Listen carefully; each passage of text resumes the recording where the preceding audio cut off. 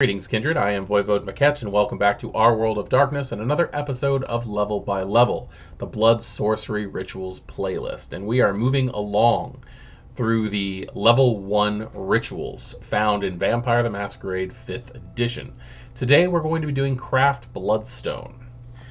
The book states, this ritual results in a Bloodstone, a magical tracker to which the caster always knows the direction, as well as the general distance. As the Camarilla retreats from modern technology, this previously neglected ritual has seen a resurgence in use.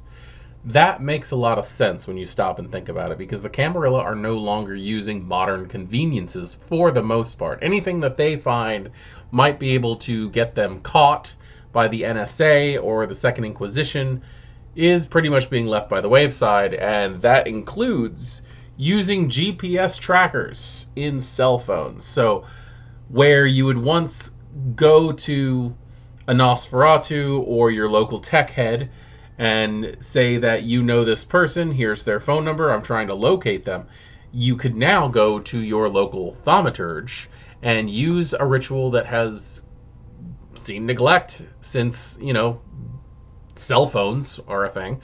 But they can do pretty much the same thing if the tracker is on that individual. And that's what this is for. You can slip this on a person, you can slip this on another kindred, you can slip this in an item that you think might be stolen, and you can use this as just general security to make sure that you always know where something is. The ingredients for putting this ritual together are a pebble of iron ore, or a small magnet, and a liter of blood from any source in a silver bowl. So you effectively need three things. The process for performing this ritual is the user spills their blood into the bowl and then recites a chant over it for an hour, repeating the chant over the next 2 nights.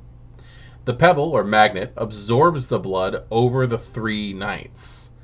Upon successful completion, the liquid appears translucent. So let's get this straight. First off, this is not going to take 5 minutes. This takes 3 nights. They chant over it for an hour, repeating the chant 2 more times. So you have to devote an hour over 3 separate nights. Now, luckily for Kindred, this isn't that big of a deal. You could always very well set an alarm to try to wake up earlier. Some storytellers allow that. But you have to dedicate 3 nights, possibly 3 downtime actions if your storyteller allows those. But the whole process takes 3 hours separated over 3 nights. That's just what I like to get at. This is a contradiction of the general rules, which state that a ritual is done 5 minutes per level that you are casting. I do like the fact that it says that when the ritual is completed, that if it's successfully completed, that the liquid appears translucent. This is actually the first of 2 times that I've seen that kind of thing happen in Vampire the Masquerade 5th edition. The second time being one of the cults in Cults of the Blood Gods, which they have the ability to cause their blood to turn like silvery translucent due to their purity. The system states, make the ritual roll at the end of the 3rd night. On a win, the caster attunes their mind to the Bloodstone.